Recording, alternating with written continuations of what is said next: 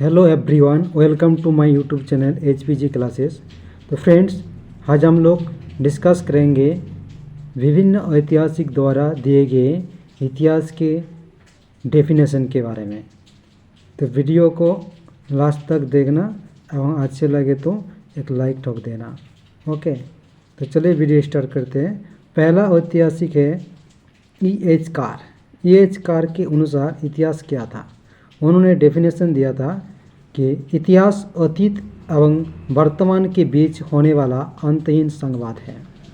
ये पहला स्टेटमेंट था। इन्होंने और दूसरा स्टेटमेंट भी दिया। दूसरा स्टेटमेंट था इतिहासकार और उसके तत्वों के बीच चलने वाला अंतहीन संवाद है। ये E.H. कार की एक महत्वपूर्ण पुस्तक है। इसका नाम है what is history. What is history E.H. Car के द्वारा लिखी गई एक महत्वपूर्ण पुस्तक है। चलिए देखते हैं J.B. ब्यूरी के अनुसार। J.B. ब्यूरी ने इतिहास को कैसे डेफिनेशन दिया था? इतिहास के कैसे डेफिनेशन दिया था? इन्होंने कहा था ये इतिहास विज्ञान है, ना कम ना अधिक।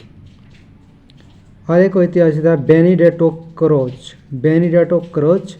इसके अनुसार समस्त इतिहास समसामयिक इतिहास है। और एक इतिहास R.G. कलिंगवुड के अनुसार संपूर्ण इतिहास विचारों का इतिहास है। वेरी वेरी इम्पोर्टेंट है R.G. कलिंगवुड का ये डेफिनेशन इतिहास के बारे में। इन्होंने कहा था ये संपूर्ण इतिहास विचारों का इतिहास है।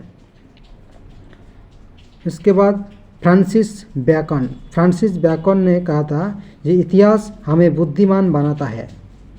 ओके, इसके बाद है G.R. एल्टन के अनुसार इतिहासकार जिसे लिखता है वही इतिहास है। इन्होंने डेफिनेशन दिया था इतिहासकार जिसे लिखता है वही इतिहास है। ओके, उसके बाद G.P. गुच इन्होंने जो इतिहास के बारे में कहा वो था इतिहास वास्तव में इतिहासकार का अतीत के संबंध में निर्णय होता है जिसका उद्देश्य वर्तमान को प्रशिक्षित करना तथा भावी पीढ़ी के लिए मार्गदर्शन होता है। और एक ऐतिहासिक रेनियर था। इसके अनुसार संपूर्ण अतीत मेरा अतीत है और मैं अपने व्यक्तिगत संतोष के लिए स्मरण करता हूँ। इसके बाद है बाल्स एक ऐतिहासिक था। इसके अनुसार या तो हमें स्वीकार करना चाहिए कि इतिहास अर्थपूर्ण है अथवा इतिहास अव्यवस्थित या असंगठित घटनाओं का संगठन है जिसमें ना तो कोई सार है ना तर्क। उसके बाद है हेनरी पिरेन के अनुसार इतिहास समाज में रहने वाले मनुष्य के कार्य एवं उपलब्धियों की कहानी है। यह था इतिहास के बारे में विभिन्न हिस्टोरियन के डेफिनेशन। अब हम देखेंगे ये मार्क्सिस्ट हिस्टोरियन कौन कौन थे, मार्क्सवादी ऐतिहासिक कौन कौन थे, देख लेते हैं एक बार। पहला था गंगाधर अधिकारी।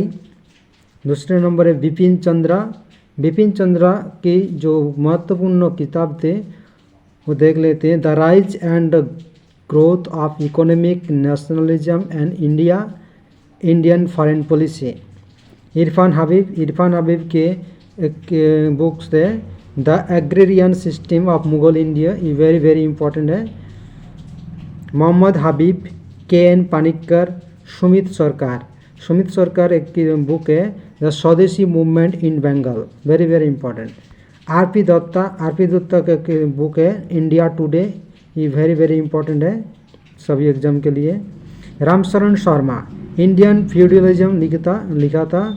अर्बन डीके इन इंडिया और शूद्रज इन एंशिएंट इंडिया, ये तीन किताब बहुत ही महत्वपूर्ण है रामशरण शर्मा के।